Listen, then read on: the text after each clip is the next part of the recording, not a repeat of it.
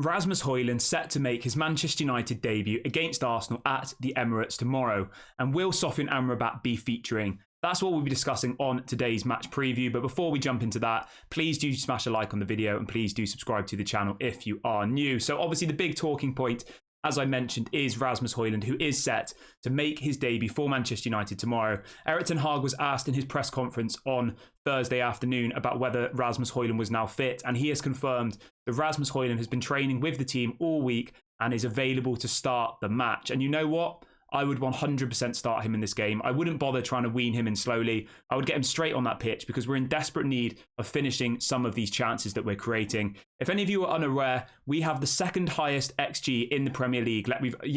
We've only scored 4 goals. I think our XG is somewhere around 8 goals. We've created the third most chances out of any team in the Premier League behind Newcastle and Brighton. So lots of chances are being created.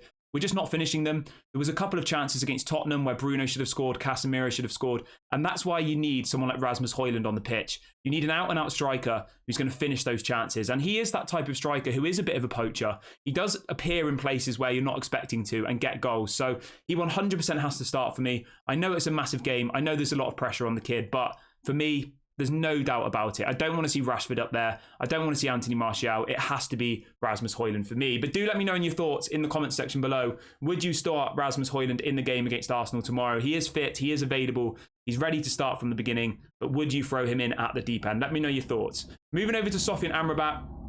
We're not sure whether he will be available for the game tomorrow. Obviously, his medical is done. He is officially a Manchester United player, but he is not yet in the UK. He's apparently travelling over to Manchester from Florence today. But my understanding is that he had to be signed up to the Premier League squad by 12 o'clock in the afternoon yesterday. So I don't think he's going to be available, and hence why my United lineup does not include him. So let's move over to that bit immediately. I wanted to address that first because I'm sure lots of you are saying, why have you put McTominay in there instead of Amrabat? So I wanted to clarify that first. So I've gone with Onana in goal, Dalot at left back, Martinez and Lindelof as the 2 centre backs, Wan-Bissaka at right back.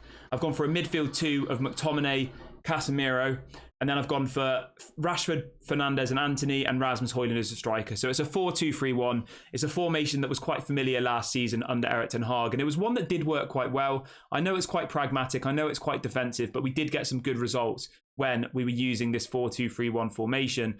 Obviously, if Amrabat is available to play, he would go in there instead of McTominay. It is also worth noting that Bayinda, Johnny Evans and Reguilon are available for this game. They've all been confirmed that they are signed up to the Premier League squad ahead of this match. So obviously there is the potential that maybe Reguilon starts at left back instead of Dalot, but I think maybe it's too soon. Obviously he only started training yesterday.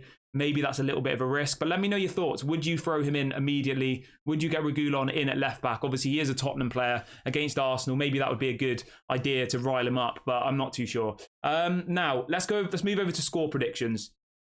I'm going 2-2 for this game. I think it's going to be a draw. Obviously we lost at the Emirates last season. I think we're going to get a draw this time. I don't think Arsenal look as good as they did last year yet. They haven't really started picking up the pace as they did last season. Obviously, last year they won, I think, their first 8 games in a row. They drew against Fulham at home last weekend. I think we can go there and get a draw. Obviously, a win would be incredible, but I think a draw would also be a good result. I'm going 2-2. I think Rasmus HOJLUND is going to score, and I think Rashford will get his first goal of the season. For Arsenal, I would expect Saka to probably get a goal, and I think Martinelli will get one. But let me know what your score predictions are in the comment section below, and also let me know who you think is going to score the goals, and also let me know what your predicted starting 11 is. We will, of course, be doing a watch-along for this game tomorrow from about 4 p.m. UK time, so do make sure you join us for that. This has been Daily Red Devil. I've been Kieran. Please do smash a like on the video and subscribe on your way out, and I'll catch you all later.